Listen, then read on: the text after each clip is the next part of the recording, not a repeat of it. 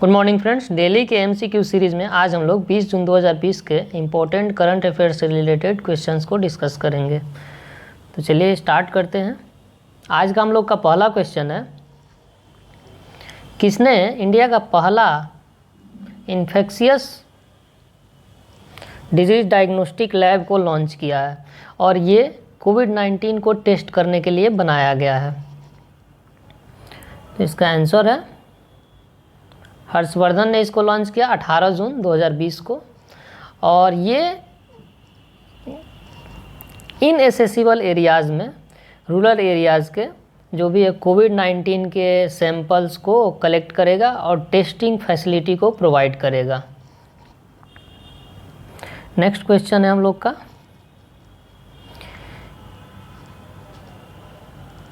किसके अंतर्गत ministry of new and renewable energy ने प्रोजेक्ट डेवलपमेंट सेल बनाया है जो ग्रीन एनर्जी सेक्टर में इन्वेस्टमेंट को प्रमोट करेगा। तो इसका आंसर है अमितेश कुमार सिन्हा ने इसको, ये सेक्रेटरी हैं और ये अमितेश कुमार सिन्हा इसका देखरेख कर रहे हैं।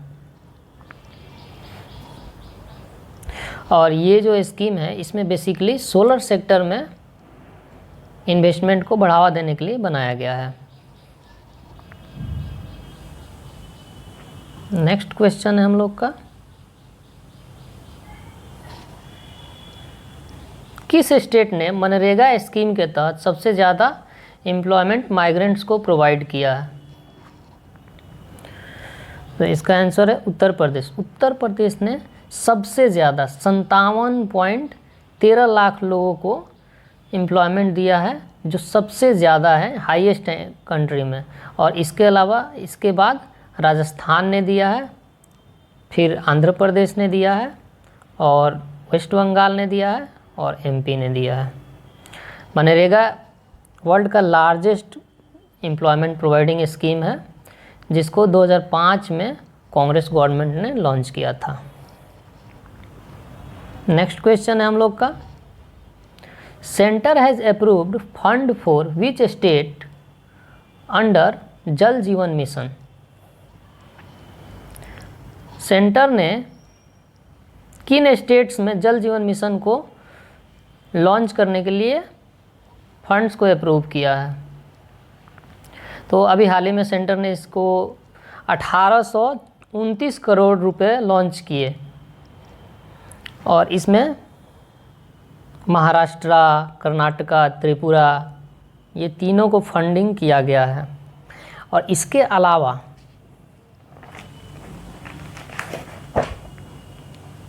फंड को इससे पहले भी लॉन्च किया गया था उड़ीसा के लिए,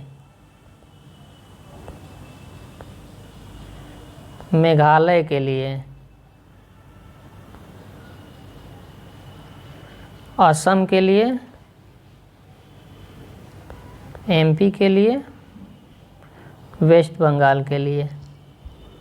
और ये जल जीवन मिशन क्या है, इसमें है कि 2024 तक जितने भी रूरल हाउस होल्ड हैं उसमें टैप वाटर या जो भी है पाइप वाटर को सप्लाई करना है। नेक्स्ट क्वेश्चन है हम लोग का,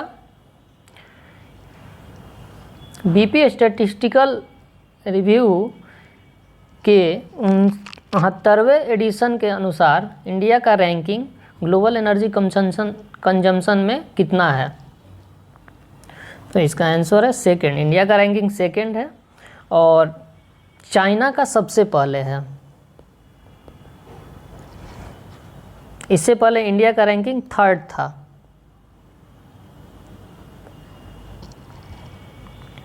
और ये जो रिपोर्ट है इसको UK based oil and gas company ने लॉन्च किया। नेक्स्ट क्वेश्चन है हम लोग का, according to Asian development bank, India economy to contract at what % for financial year 21? Asian development bank के अनुसार इंडिया का जो इकोनॉमी है कितना पे सिमट जाएगा?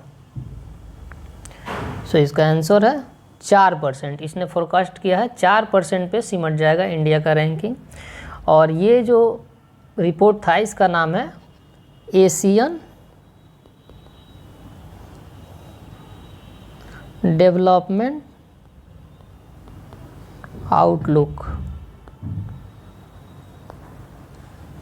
और ये जो एशियन डेवलपमेंट बैंक है इसके 68 मेंबर्स हैं।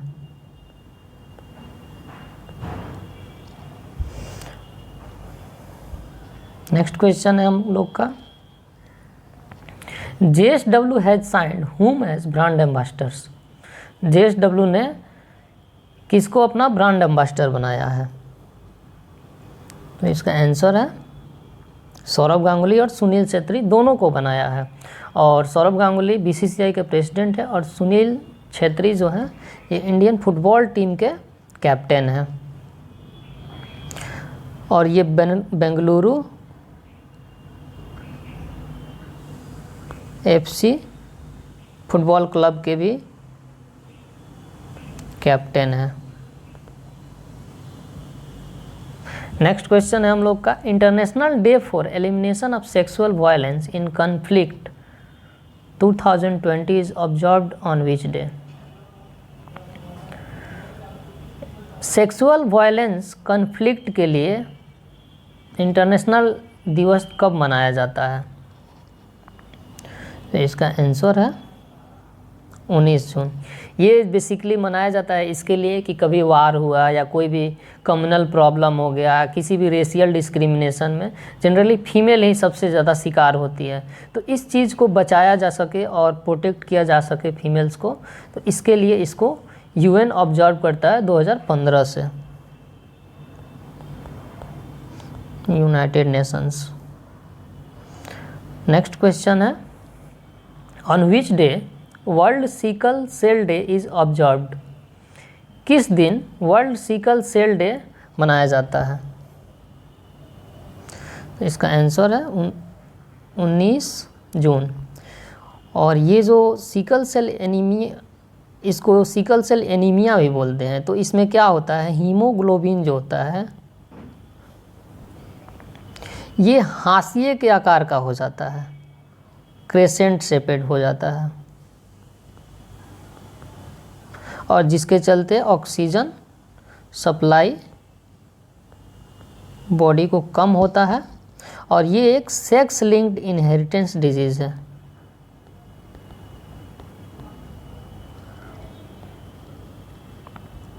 नेक्स्ट क्वेश्चन है हम लोग का, which Indian institute has developed low cost कोविड-19 डायग्नोस्टिक किट्स। किस इंडियन इंस्टीट्यूट ने लो कॉस्ट कोविड-19 डायग्नोस्टिक किट्स को डेवलप किया है? तो इसको गुवाहाटी ने डेवलप किया है, IIT गुवाहाटी ने। और इसका जो मटेरियल है ये WHO के रिकमेंडेशन के हिसाब से ही, जो भी मटेरियल इसमें यूज़ किया गया है उसके गाइडलाइन के हिसाब से ही उसको यूज़ किया गया है। नेक्स्ट क्वेश्चन है हम लोग का, PM स्वनिधि योजना लॉन्च्ड फॉर, PM स्वनिधि योजना किसके लिए लॉन्च किया गया है?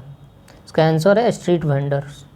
स्ट्रीट वेंडर्स के लिए इसको लॉन्च किया। और आपको पता है स्ट्रीट वेंडर्स जो भी होते हैं, जो रोड साइड में जो भी ठेला लगाते हैं, जो भी सब्जी लगाते हैं, फल वाले होते हैं, ये इनके लिए इस योजना को लॉन्च किया गया है, जिसमें 10,000 रुपये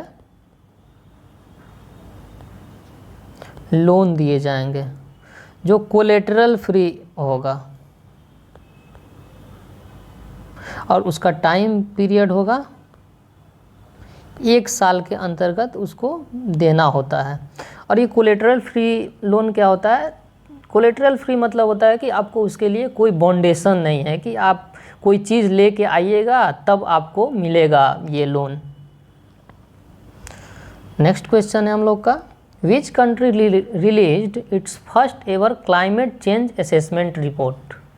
किस कंट्री ने अपना सबसे पहला climate change assessment report launch किया है या रिलीज़ किया है?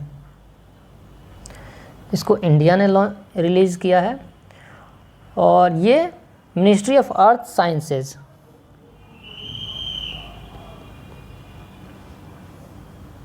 ने Indian institute of tropical and metrology institute के साथ मिल के इसको रिपोर्ट को रिलीज़ किया है, जिसमें बोला गया है कि ग्रीन हाउस गैस जो है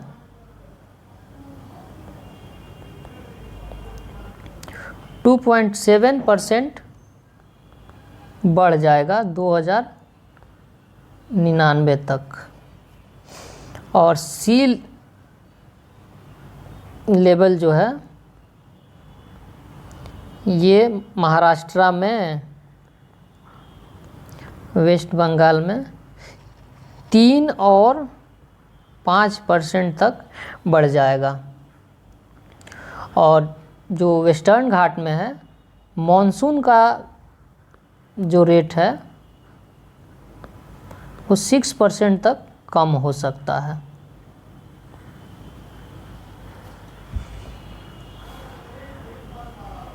सो आज के लिए इतना ही, कल फिर हम लोग मिलेंगे।